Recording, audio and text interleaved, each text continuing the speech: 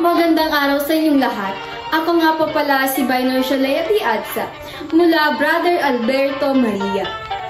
Sa ating paglalakbay bilang isang mga mamamayang Pilipino, hindi natin maikakaila na isa sa pinakamahalagang kasangkapan natin upang makipag-ugnayan, makipag-isa, at makapagpapahayag ng damdamin at kaisipan ay ang ating wika.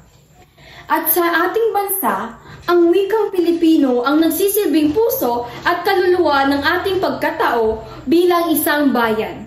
Ngunit, sa kabila ng kanyang kahalagahan, marami pa rin ang hindi ganap na nakauunawa sa malalim na papel nito sa ating pang-araw-araw na buhay.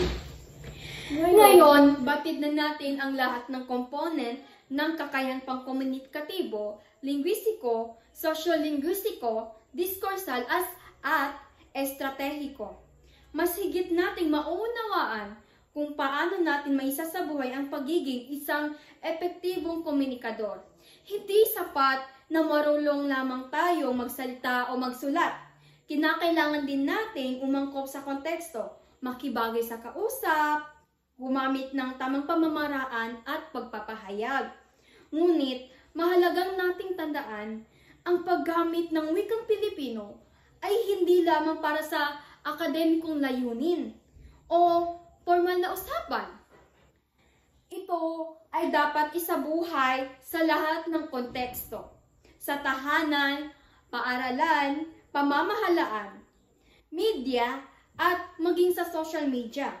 Sa pamamagitan nito, naipapakita natin ang ating pagmamahal sa ating sariling wika at ating pagkakilanlan.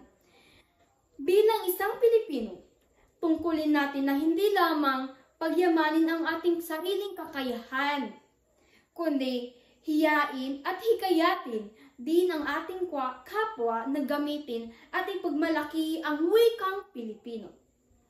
Sa simpleng paggamit nito sa araw-araw, sa pagtangkilik sa mga lokal na akda, musika at pelikula. Sa pagtuturo nito sa kabataan, unti-unti nating naitataguyod ang kultura at dangal ng ating lahi. Mga kababayan, huwag nating hayaang magiging banyaga sa sarili. Mga kababayan, huwag nating hayaang maging banyaga sa sarili nating bayan. Gamitin natin ang wikang Pilipino hindi lamang bilang paraan ng komunikasyon, kundi bilang simbolo ng pagkakaisa at pagkatao. Maging instrumento tayo ng pag-unlad ng ating wikang Pilipino at ng ating bansa. At tandaan natin, kung nais nating umunlad bilang isang sambayanan, magsimula tayo sa wasto at mapanagutang paggamit ng sariling wika. Sapagkat ang Pilipino ay hindi lamang wika ng nakaraan. Ito rin ay wika ng kinabukasan. Maraming salamat at mabuhay ang wikang Pilipino!